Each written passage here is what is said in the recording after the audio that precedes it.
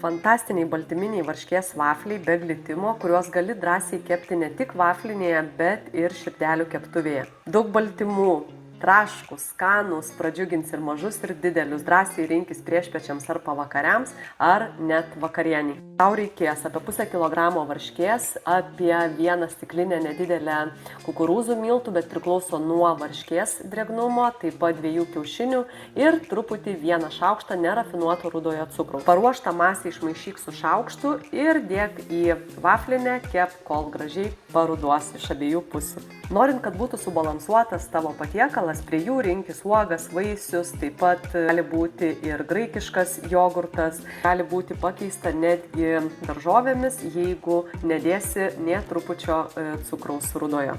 Patiko receptas, spausk like, dalinkis su draugais ir rašyk komentare, tikrai gaminsiu. Daugiau baltymais turtingo subalansuoto maisto rasi naujausiame mano mitybos plane. Subalansuotas baltyminis, kuriame apskaičiuota tiksliai kalorijos, 1700 kalorijų mitybos planas, kuriame yra pakankamas kiekis ir baltymų, ir riebalų, ir angliavandenių, jokių kraštutinumų, tam, kad išsaugotum sveikatą ir suvalgytum pakankamą kiekį visų reikalingų vertingų maistinių medžiagų, būtum sveikas ir turėtum normalų kūno svorį.